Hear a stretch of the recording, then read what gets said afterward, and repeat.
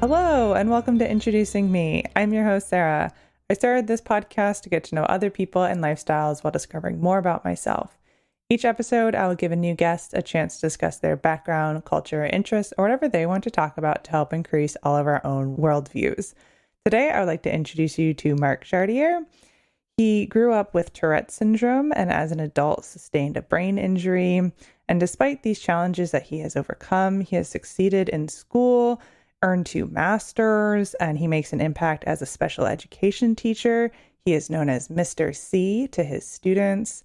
So I'm excited to have Mark here sharing about his life and what he's got going on. He's also an author, so he's going to read some excerpts and poems from his book, which also shares more on his story. So thank you so much, Mark, for being here today. Why don't you go ahead and tell the audience a little bit more about yourself? Well, thank you for having me. I'm a special education teacher, and I'm also a motivational speaker and an author. I've been teaching special education for over 15 years, and throughout that journey, I was coached and urged to share my message of perseverance and triumph in overcoming disabilities.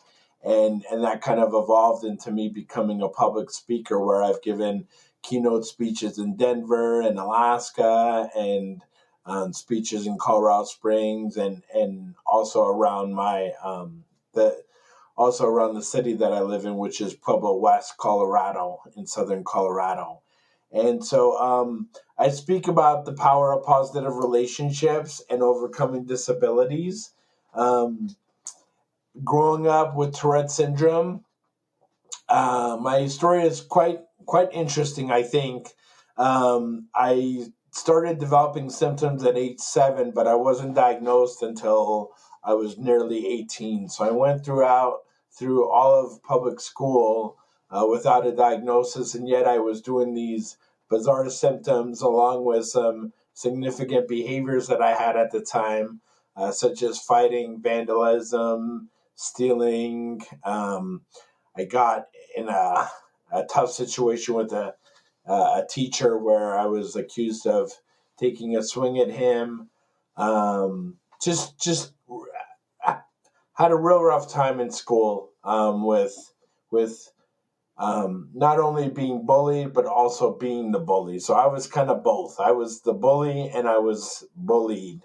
And in addition to that, my parents separated when I was 7 years old, and I actually had my first symptom when I was in the backseat of the car of my mother, who was schizophrenic and was going through a real hard time with the divorce from my father, and just kind of not in a good place mentally. She was just kind of taking me on day trips all across New York State and Montreal, Canada. And as a result, I started this tic where I took this spiral notebook and I strummed it across my lips until my lips blistered and bled. That's the first tic I remember ever having. I actually wrote a poem about that that's in my upcoming book, about that situation. And shortly after that, my dad got custody of me, and he raised me and my brother from then on as a single father. My mother wasn't in the picture hardly at all. I mean, I might have heard from her maybe 6 times over the next 10 years or so, something around that. And so my dad was a great dad in the fact that he stepped up to the plate and raised two boys, one of which was very difficult, that being me. But in addition to that, he was also abusive, verbally and physically. And so I would go to school and I had these behaviors because I was getting pushed around at home, and my outlet was going to school and fighting, because I very much externalized these the situation that I was dealing with at home. In hindsight, like, I know he did the best he could, and it wasn't easy being a single father, especially to a kid like me. So I've learned to forgive him for some of the things that have happened. Not that I've forgotten or that it was easy to get over, but there's a lot of poems in my new book, which is called "Tell Me Something Good," which I'm sure I'll get more into the depths of the inspiration for that title later. But there's a lot of poems in my upcoming book about my relationship with my father. And not just the abusive side, but the forgiving side, the reconciliation side, the side of him being a savior for me when I was a little kid and I was almost 4 years old and I hadn't spoken yet. And yet he was, at that point in time, still married to my mother, and just really, kind of urging her to interact with me, because as young kids, we learn to speak by being spoken to, right? I mean, we learn our output from our input. And so there's a poem in there in my new book about him talking to my mother and just talking about the things that they had been through and basically urging her to get out of bed and talk to me. So I know I'm kind of rambling on here. There's definitely a lot. But anyways, once I graduated from high school, I graduated with a 1.9, which is not a very good GPA. Went along the ways. I moved from New York to Colorado Springs, and then I finished out high school in Colorado Springs. And as I graduated, the school met on me because they finally had learned that I had Tourette's, and they said, "Well, he's done pretty well since even without accommodations and support that he would have qualified for." And so, pretty well being a 1.9, but I ended up kind of floundering for a couple of years. I was in a really toxic relationship, and I was looking for a way out, looking for a new path. And so, at the behest of my stepmother, I applied to the University of Southern Colorado, which is now Colorado State University, Pueblo. And at first I was actually denied admittance, admission. And I called them and said, "Hey, I'm really excited and want to go to your school. Is there any way I can get you to reconsider?" And they wrote me back and said, "Well, take the ACT again and we'll see if that will help." And so I took the ACT again, got a high enough score where I was admitted on probationary status. So basically I got in through the skin of my teeth. And from then, even though it took me a while, I was struggling with my sleep, I was struggling with my medications, some depression, but I still made the most out of the opportunity. Along the way, I sustained a brain injury at a restaurant from some oven cleaner that I had been exposed to, and I began to stutter significantly, which still impacts me a little bit today from time to time, but not as significantly as it did back, from 2000 to about 2008. And so I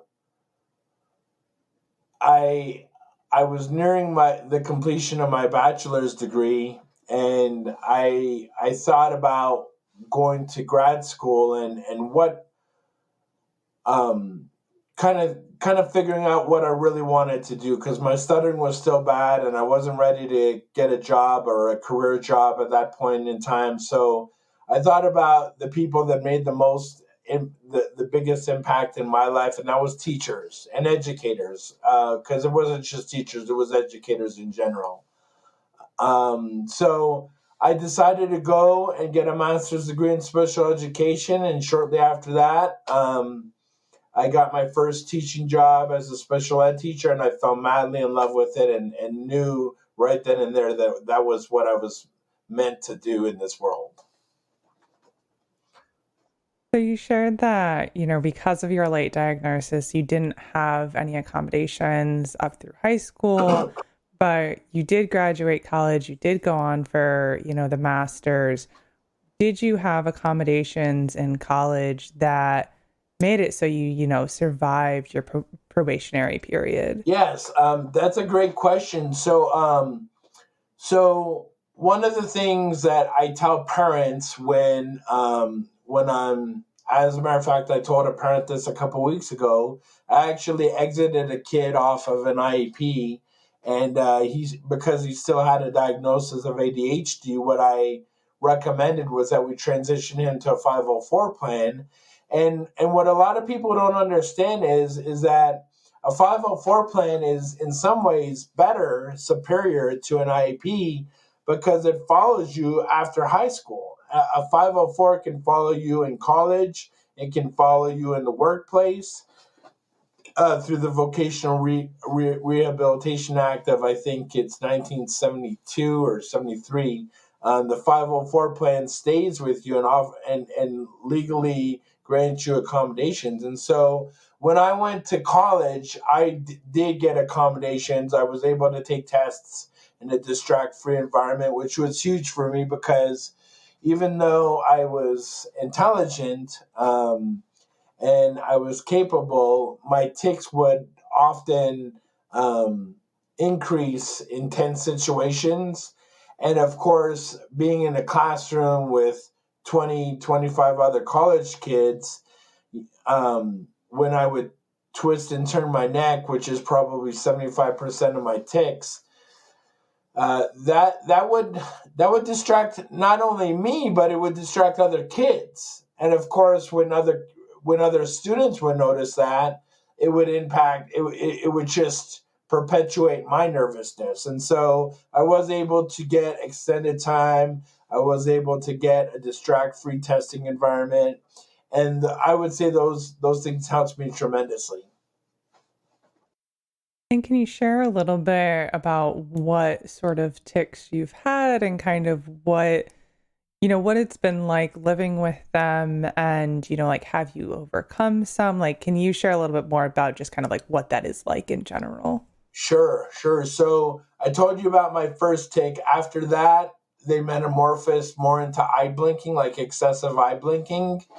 And then when I was in fifth grade, I remember I used to bark in class, which was very noticeable and probably very bizarre to a lot of people that were in that class with me. Um, and around that same time in fifth grade, I had a lot of head tics with my head and neck. And so I had this one where I would snap my neck side to side, and the kids actually named them and started paying me to do these things. So the side to side with my head was called the twister, and they would pay me a nickel to do that. Then I had one where I kind of did a circular motion with my head, and they called that one around the world, and they paid me a dime to do that. And then I kind of had a synthesis of the two where I just jerked my head in every direction, which way but loose, and they called that the works, and they paid me a quarter for that. And I tell you, sometimes I think I should have kept charging because with inflation, I feel like I'd be doing pretty well right about now. Um, so yeah, and then they kind of waxed and waned. They kind of came and went through grade school, through elementary school, and middle school. Sometimes they would be noises or beeps or eeps or little grunts and stuff like that.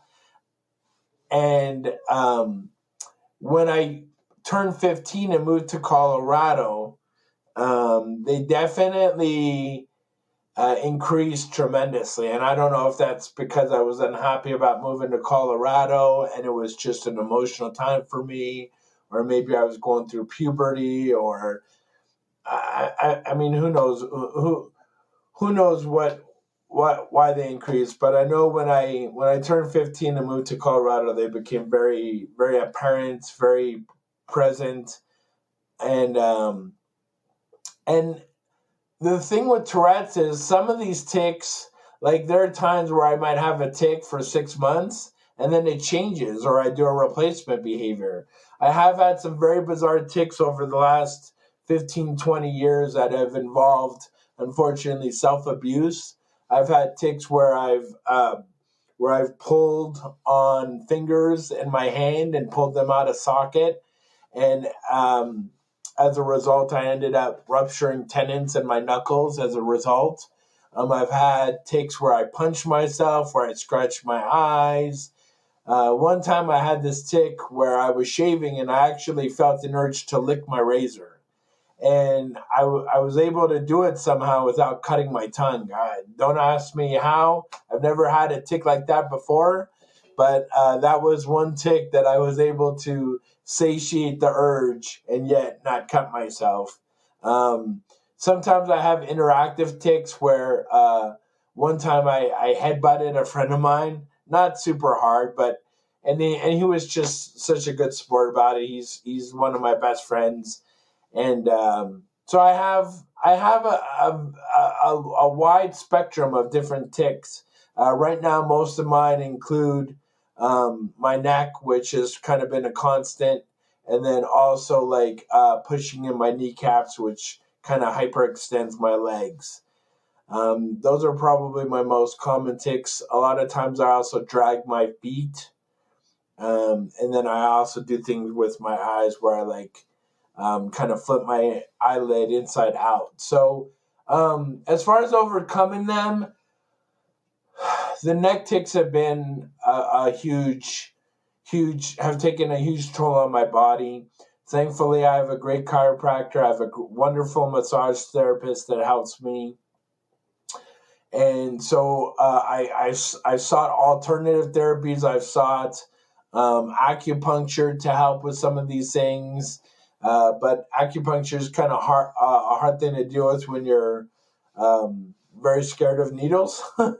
So I try to get creative, but it's an ongoing challenge. But hey, I always tell people when I give speeches that life with a disability isn't easy, but life without a disability isn't easy either. And I always tell my kids to be your own superhero. Sometimes you have to be active in rescuing yourself because the world isn't going to always swoon in and save you.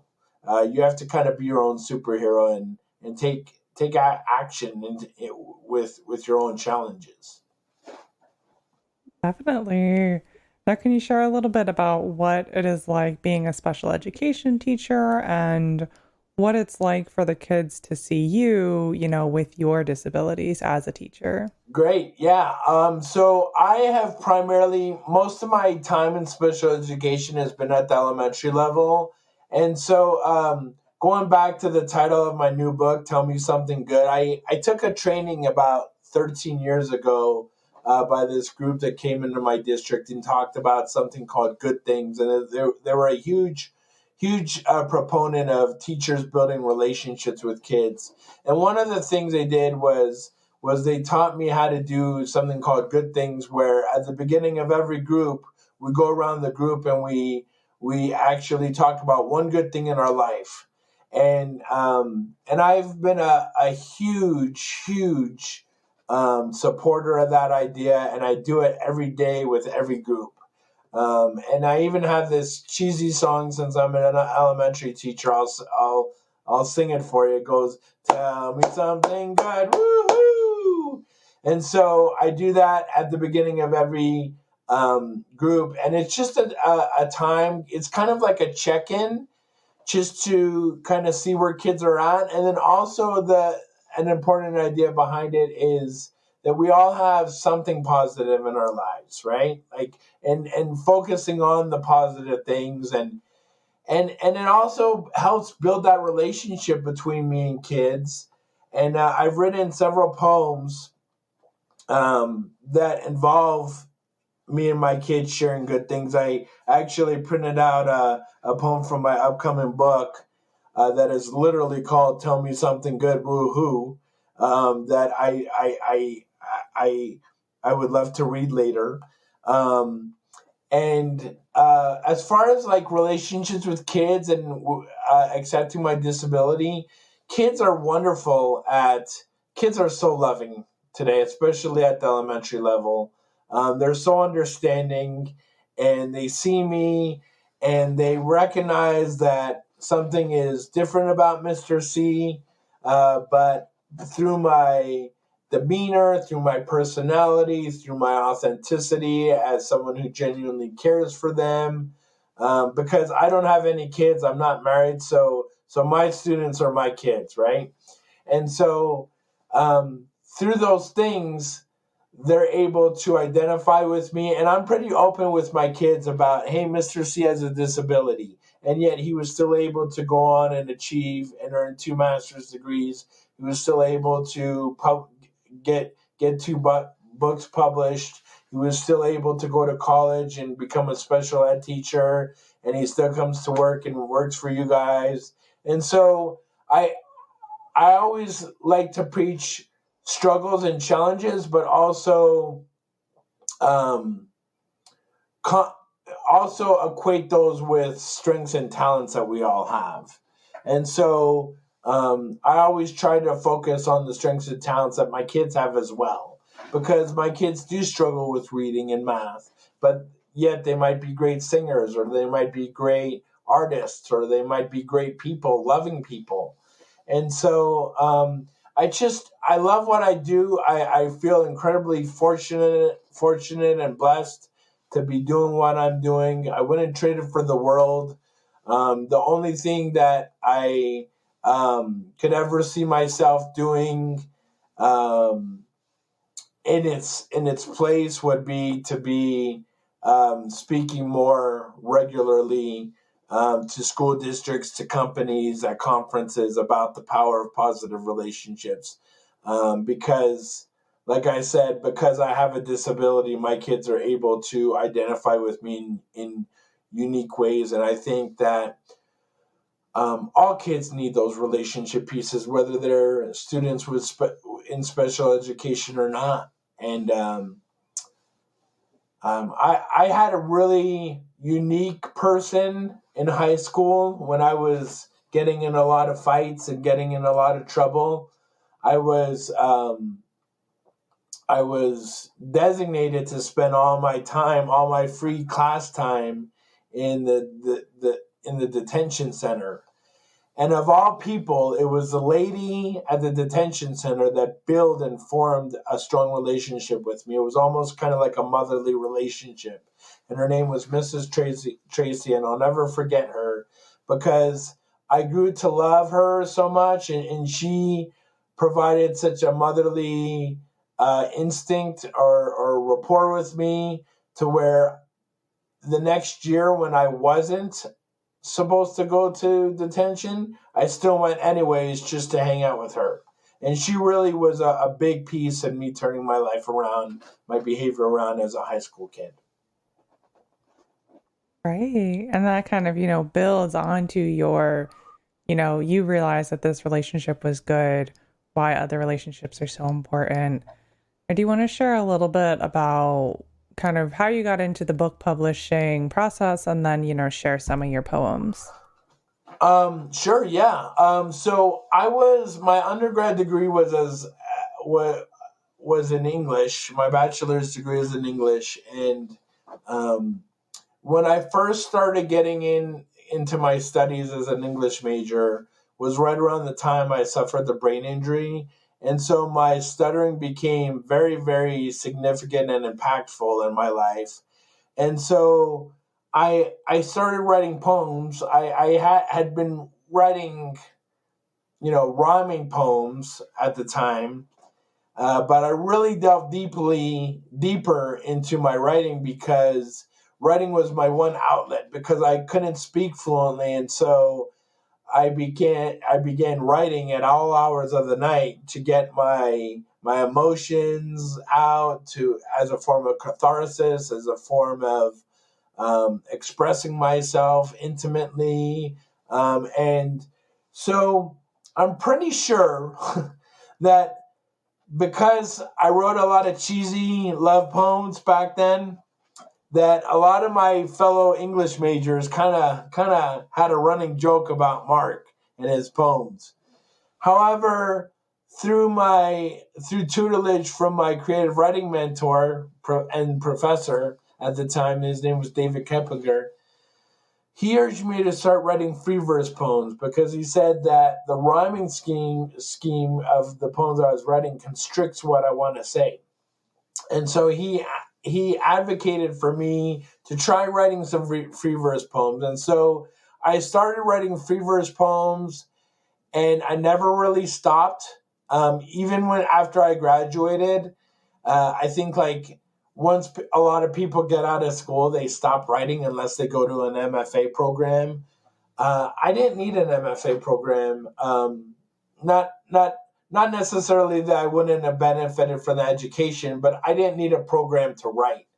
I took classes as a degree plus student just to kind of have a network of writers, but I was writing 15 to 20 poems a month probably. I seem to recall there was a 3-month span where I wrote something like close to 100 poems.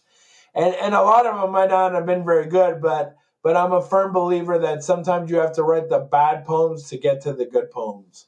And so I started putting together a manuscript about 10 years ago, 12 to 10 years ago. And I was shopping it. And of course, during the time I began teaching. And so a lot of my poems evolved from relationship poems to poems about my students and my teaching experiences. And I really think that's where my poems and my writing is at its best, when I'm focusing on others and my relationships and the experiences I have with my students.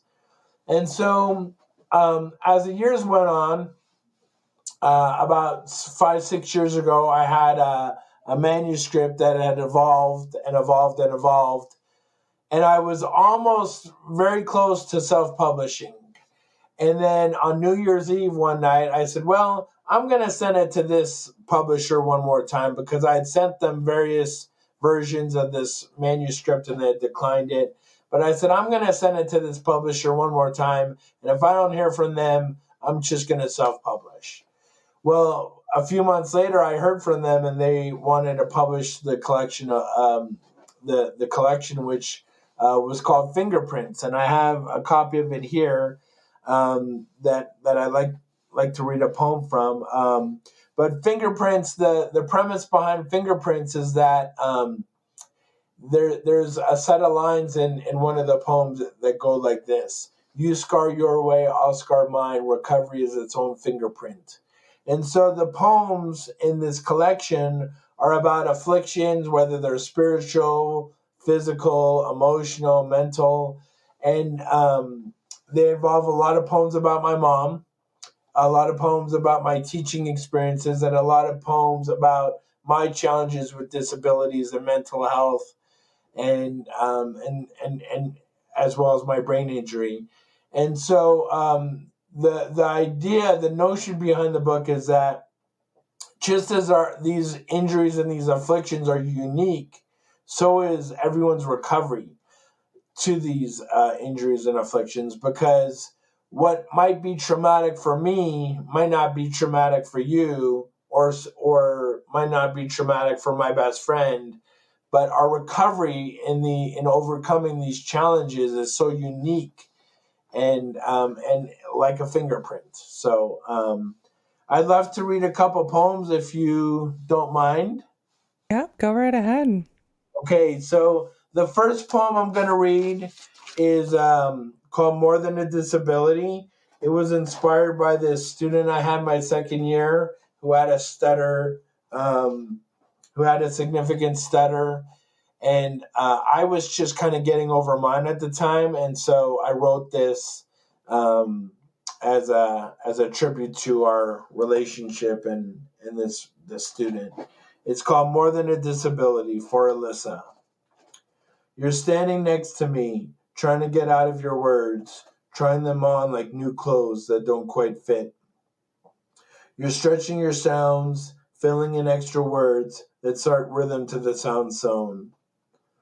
A big breath in, I wait, keeping eye contact so you won't feel nervous or think I'm going to finish your sentence. I want to hear it from you. Fit.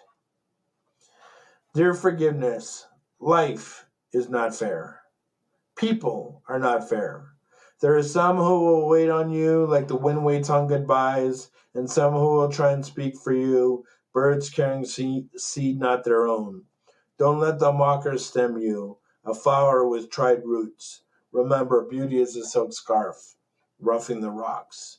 Stay soft, the wind will tell you when.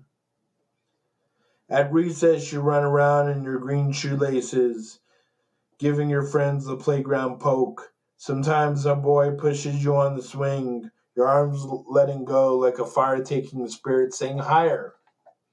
A two-teeth grin pursing your stutter. And even when you accidentally kick that boy, he still swings you. He still looks down when he tells you secrets.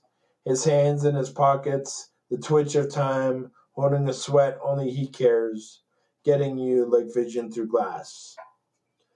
Forgiveness, were I able to shell that stutter out of your reach and into mine, I would not say another word. I would take a likely breath and watch you speak to that boy like those new clothes finally fit. But Kant doesn't play fair. It doesn't make things happen the way we pray why. So instead, I'll just stand here, waiting for you to tell me that kid who laughed at you at lunch is the same kid you helped during math, when it's you that gives the morning its sake. It's not how you say it, but what you say. Thanks for filling my skies.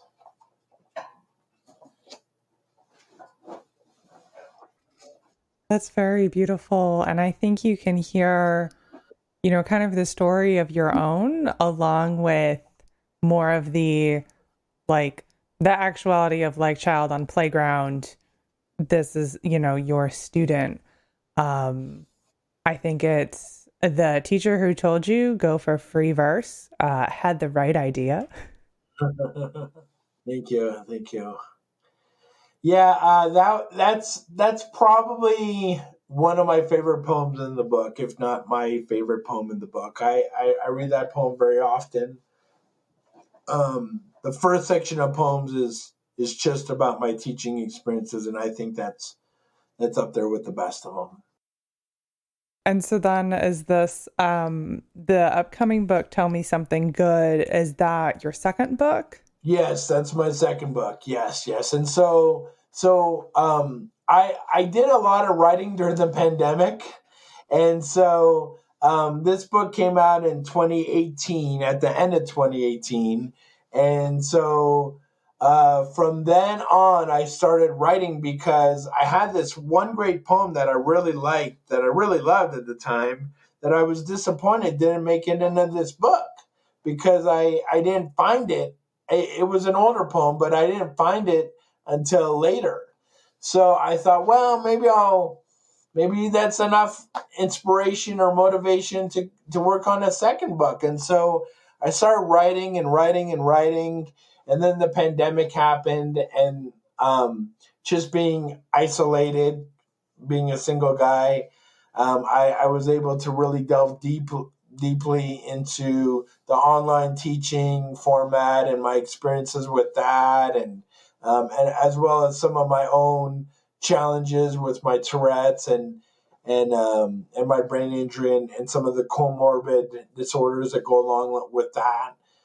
And not only that, but trying to go back into this book Fingerprints has a lot of poems about my mom, and this new book has a lot of more poems about my dad. And so it's just really kind of focusing on those two different relationships, and again, just looking at them through a lens of forgiveness,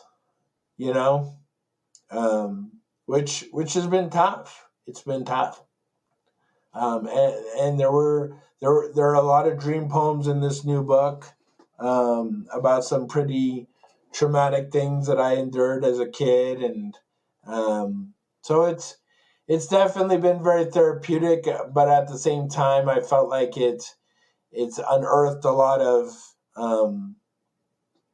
of challenges in my life, and I guess people will just have to read it to see what I'm talking about.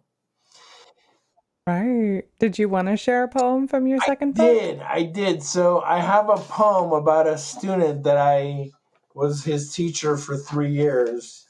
And this is about the first 2 years we worked together. His name is Vance, and Vance has muscular dystrophy and autism. And he is a 10-year-old boy. And um, there's something that I'd like to mention is there's a campaign, a fundraising campaign going on that I've been helping his family with to get him a Trexo, which is an adaptive robotic device that will actually enable him to walk again.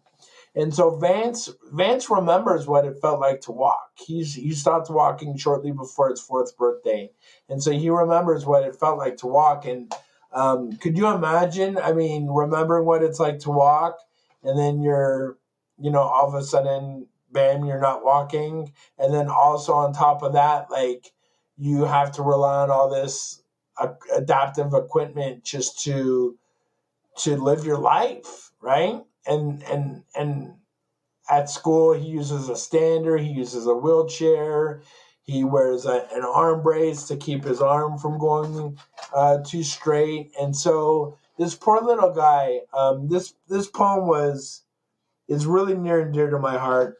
I'm going to try not to overtalk it because I should let the poem just stand for itself, but he's a very special guy. And I guess what I want to say is I'm dedicating all my speaker fees for any speeches I give for this year to his fundraising campaign to help help his family purchase his Trexo. So if anyone's ever interested in me speaking for them, know that whatever speaker fee we agreed to is going to a good cause.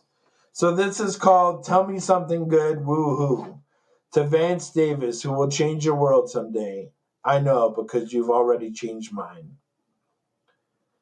The first time we met was through a Zoom meeting, your 2 front teeth tapping your smile as you shrugged your shoulders tough, your eyes ballooning to meet your first male teacher, which you had long wanted. We're going to do something called Good Things, where we talk about one good thing in our life. Ready? What's your good thing, Vance? And as the months of the COVID-19 pandemic fevered through schools, we were both staying safe through remote learning, where I would share my screen to have you read sentences adapted from the reading curriculum. Mr. C is sad because he does not have hair on his head, you read. Don't be sad, Mr. C. You're perfect just the way you are, you ordained, woke sapiens, surging as you surveyed my nervous tics. In front of every disability is a person working hard just to level the playing field. No, Vance, you're the perfect one. You're perfect like a hand reaching to forgive, because you don't let your Ulrich congenital muscular dystrophy or autism keep you from living your life like a blank check the maker and auditor is somehow leaving I quit in the shadows indemnified. You love as a love should, and you never let your physical challenges sully your aplomb. A spoonful of honesty people couldn't buy, even if they tried. Can you tell me a joke, Mr. C? What's Barbie's favorite state? What? Kentucky. The next school year, we were both in person again, and I transferred to your school. When you first saw me in the hallway, you asked me to pull down my mask, and you remembered all the virtual high fives over Zoom. I told you we were going to work again, and you were so happy you told the other sped teacher, I love Mr. C. The other sped teacher soliciting, "What about me, Vance? Don't you love me?" Your eyes triangling at him. Just Mr. C. And we read about Ping Pong Pig fixing the farm, why Sophie shouldn't get angry, and reverence about the new Sonic the Hedgehog movie, in between you asking me to lower your standard. My legs hurt. But before every lesson, you'd sing our song, "Tell me something good, woohoo!" and wait for me to tell mine. As Christmas break approached, I couldn't bring myself to tell you that I'd resigned from the school district. I caterpillared past you in the hallway while your brigade of support was strapping you into your standard, the belts, buckles, and Velcro alchemizing agitation from amity. And I wanted to pretend you weren't clapping at my soul as you cried, "I just want to walk again." Your words aggregating between the deified symmetry of happen chance and must. Every minute's a new minute. I kept walking back to my classroom, my eyelid twirled to a twitch, neck tics insurrecting, my cognition disordered from Klonopin withdrawal insomnia. I said a prayer, abled by the chaired looks of everyone that meets your glow with grow, that the world would look at you and witness the road genius of perseverance, apex with the thunder of now.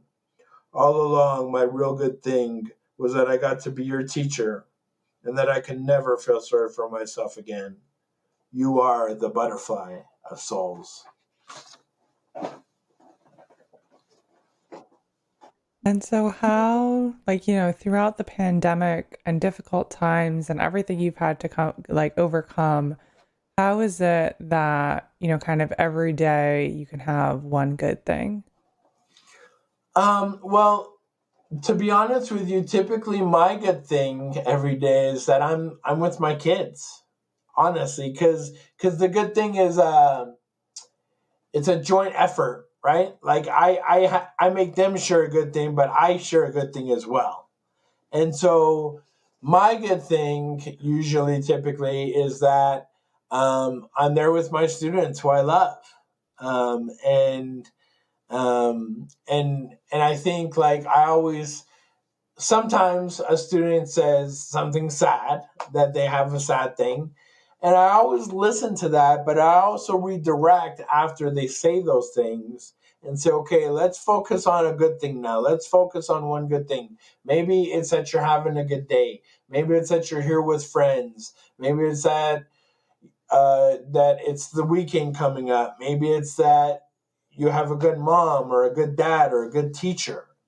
And I know like as a single guy during the pandemic, a lot of good things that I had were that I had good friends, because I don't have family very close to me, but I have a lot of friends that I've had for 15, 20, 25 years that are my family.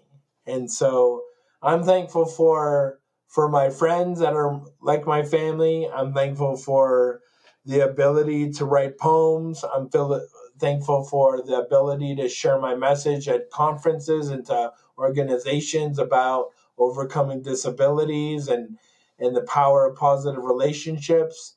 But more than anything, I'm thankful for my career in helping and empowering and teaching kids with disabilities to be good humans. And so are you still actively teaching? Yes, I am. Okay. I wasn't sure because in the poem you had resigned, and have you changed teaching jobs a lot, or have you kind of been sticking with the same places? Um, I've been in 3 school districts throughout my career. My first school I was at for 5 years. My second school I was at for 4 years, and then I came back to Pueblo because I wanted to work in Pueblo. And then I did do a little jumping around between schools. I'm currently at a middle school and high school, online middle school and high school. And so, sometimes unfortunately, like the world of education is so difficult, right? And it's been so stressful with the pandemic and everything. And I think like it's just become so stressful, and a lot of times it's tough to find a good fit. And so I did resign from this school district because at the time I was dealing with some medication changes that were impacting my life. And so I decided to take a break. I was in a, financially, I was in a place where I could take a break. And so I took the second half of the school year off. But then I actually returned to the same school district. And so, you know, I wish I could say it's easy being being a male with disabilities in an elementary school, but even though 80 to 90% of those people that I've worked with over my career have been great, sadly some people have been very difficult to work with, and sometimes there's been things that have impacted kids. And so when I get to a school that I'm having a hard time, like that's one thing. But when I get to a school that is not doing right by kids with high needs, or kids with disabilities in general, then sometimes I kind of have to push back a little bit and say, hey, not necessarily just quit and go somewhere else, but I have to take a stand for those kids, and then I have to find a place that's going to be aligned, that's going to have ethical and philosophical approaches to kids with disabilities that align with mine. And so that's kind of what I've dealt with throughout my career a couple times. And again, like I say that regretfully and sadly, because at schools, it's never the kids that make the job hard. The kids I have answers for. The people that I don't always have answers for are the adults. And so I always keep my purview. I always keep the purview of I'm there for kids, and I'm going to do what's best for kids. And if that results in me needing to move on, then so be it. But I always do what's best for kids first. So. Yes, and I appreciate you sharing that here. Now, before I start to wrap things up, is there anything else you would like to share with the listeners today? I'd just like to share my website in case anyone is interested in me speaking. And there's also a link to my book on there. My website is www.teacherwithtourettes.com. Hopefully I can send that to you, and maybe you can share it in the show notes. And I'm, like I said, I'm actively looking to give speeches to share my message about overcoming disabilities and social biases of disabilities, and not only just disabilities, but diversity in general, right? And then also the power of positive relationships, which I think is so key in the world today. I don't know where this happened, but somewhere along the way we got off.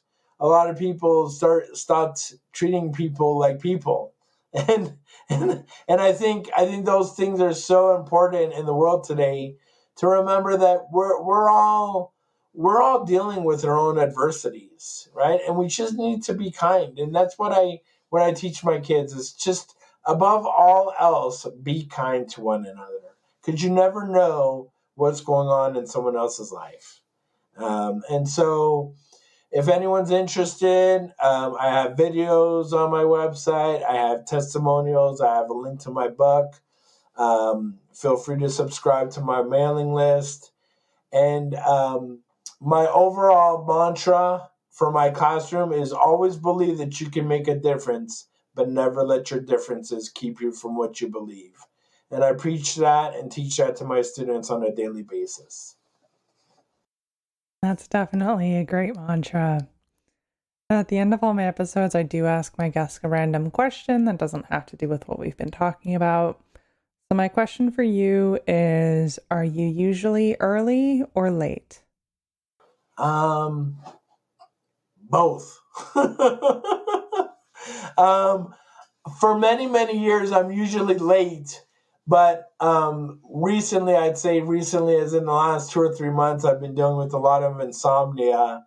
And so if I'm not going to sleep, I get up early and make it to school early anyways. So it kind of depends on the day and the week, to be honest with you, and how I slept. So it could be either or.